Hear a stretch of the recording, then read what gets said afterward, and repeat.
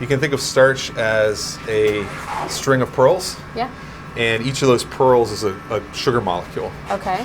And so the starch, the string of pearls, needs to be cut into individual pearls, individual sugars. Okay. Because the yeast can only ferment sugars. They can't ferment starch.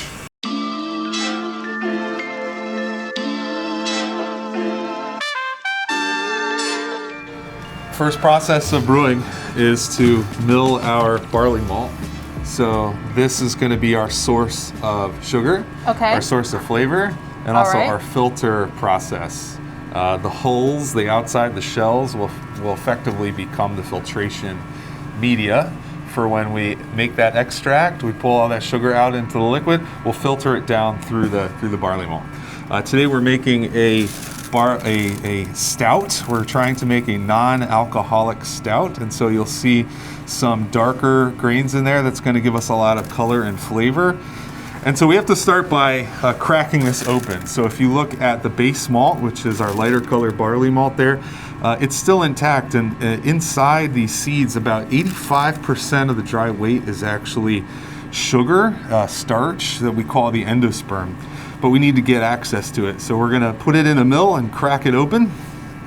And that's what this is. So this is the mill. And once we get some base in there, we'll turn on the mill. And you can hear it working. Yeah. All of it? Just right on in. Yep. Okay. So because this is a non-alcoholic beer, we actually don't need as much grain as we usually use. Okay. So we're actually putting in a little bit less.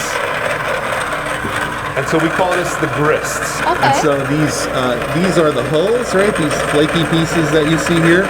But then these white spots is our endosperm. So now that we've made the grist, we're ready to mash in. So we've preheated the water. Okay, wait, what is this thing called here? This is our brewing system. So this is a grain father system that's kind of an all-in-one brewing vessel. And this will allow us to heat the water from the bottom. So we'll start with a hotter temperature than what we want.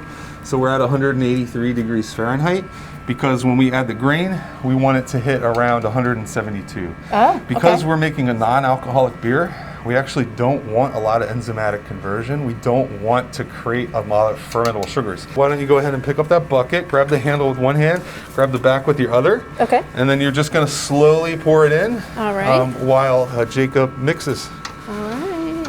And so it smells good. It smells delicious, yeah. And so the idea here is you want to mix it evenly so that it doesn't create kind of big dough balls. And again, this is going to be what we would describe as a pretty thin mash. Okay. Because it's related to us trying to make a no alcohol beer. The thicker the mash, the more sugar we're going to have in there. And so one way that we can reduce the alcohol content in a beer is put less sugar in. So we typically categorize these things as what are called NAB labs, non-alcohol beer, low alcohol beer. Okay. What this is not is an alcohol-free beer. Right. So to be an alcohol-free beer, you truly have to make something below 0.05% alcohol. We'll check the temperature and see if we hit our target, which is 172. And then what happens at 172? What do we do then? You can think of starch as a string of pearls. Yeah. And each of those pearls is a sugar molecule. Okay. And so the starch, the string of pearls, needs to be cut into individual pearls, individual sugars. Okay. Because the yeast can only ferment sugars. They can't ferment starch. We don't want to make the pearls. No. We want to leave the pearl necklace intact. We want to leave the starch intact.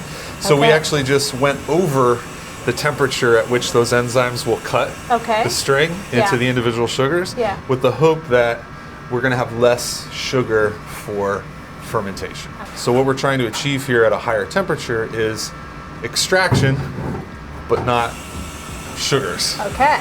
This is an experiment. This is a real experiment. This is a real experiment. And you've not done non-alcoholic before? We have not brewed a non-alc beer in this lab. This is exciting. Yes. I love it.